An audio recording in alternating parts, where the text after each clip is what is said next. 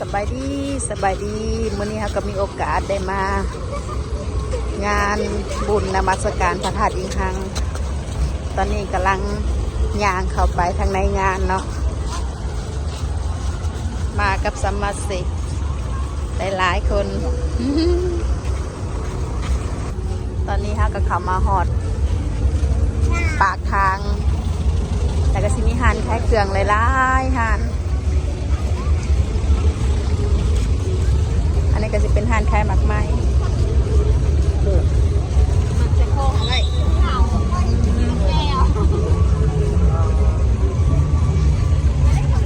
ว้ามันเผาหลายขนาดเลยมันเผา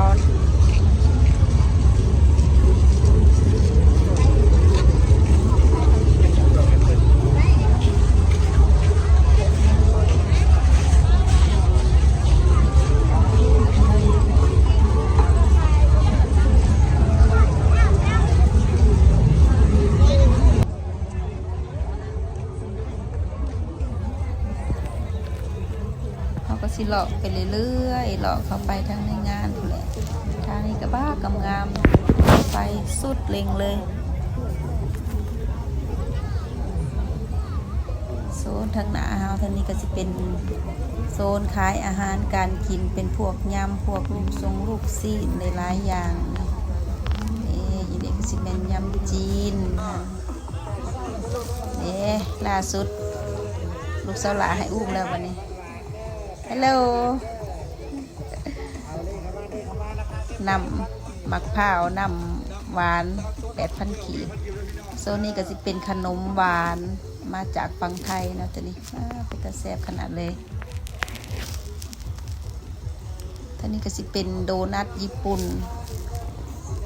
แล้วก็สิเลาะเข้าไปในเรื่อยๆเพราะว่าอยากไปเห็นพอค่ารอมาโซนนี้ก็สิเป็นเอียงหนวดปลาหมึกได้ยายุดได้แมงกะพรุนแล้วหนึ่ง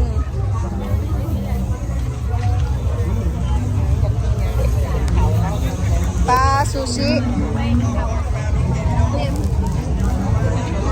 มาแต่ไทยมาเห็นมาแต่เอียงซูชิ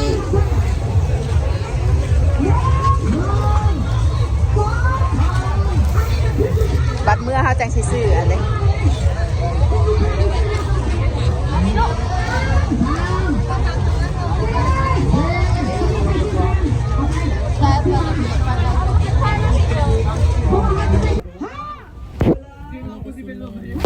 เจนอมเนาะตัวนี้เนาะ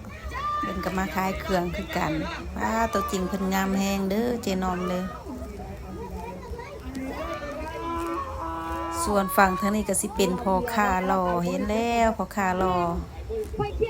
อันนี้สาวนอมนะสาวนอมเบิ่งตัวจริงแห้งงามผิวละงามแห้งอันนี้ก็สิเป็นน้องอ้อมน้องเจียงเป็นเห็นตัวจริงแล้วก็งามเด้อคนขาวเป็นตะป๊อกตะแซ่บ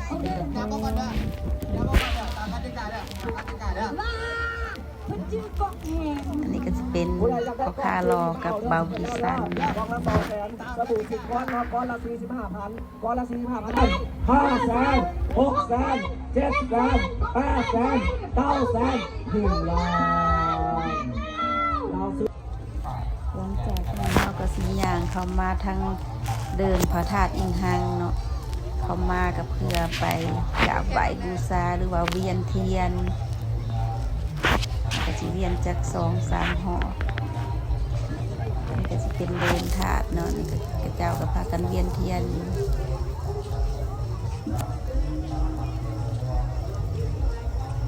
แล้วก็เวียนตามกระเจ้าไปเลยโซนธนาก็จะเป็นโซนออกทางหม่องแตงสุดชนเผ่าเนาะอ้อมมาทางนี้ก็สิเป็นสิเห็นหม่องกระเจ้าวางพระศาสตร์ผึ่งตัวนี้ก็เป็นพระศาสตร์ผึ่งตัวที่กระเจ้าหามแห่ส่วงกลางเว้นน้ำลาย เ หล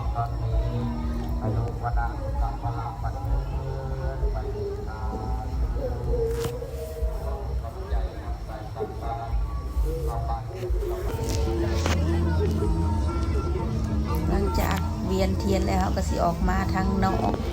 ออกไปหาเลาะพาเด็กๆไปขี่เครื่องหลินสไลด์สไลเดอร์เนาะ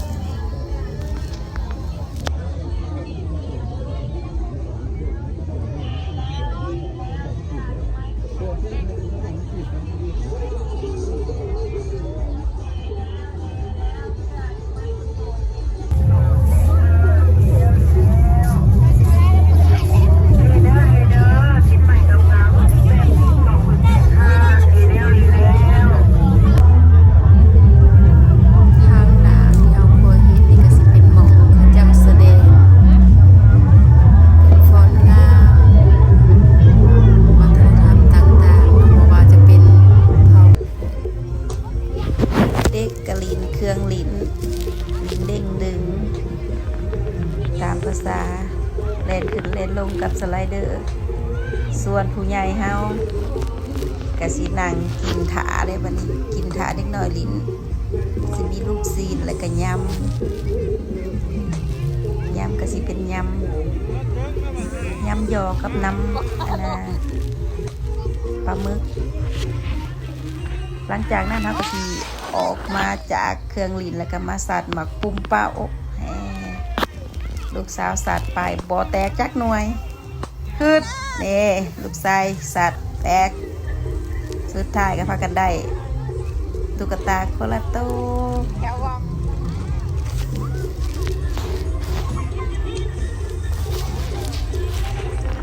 หลังจากนั้นก็สิมาตักไข่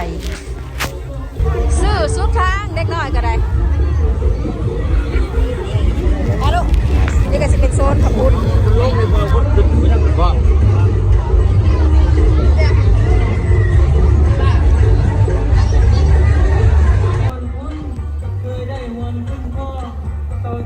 ก็มาเวเบิ่งการแสดงก่อนเนาะศิลปะวัฒนธรรมลาวเวเบิ่งน้อยหนึ่งแล้วเขาก็สิออกไปหากินข้าว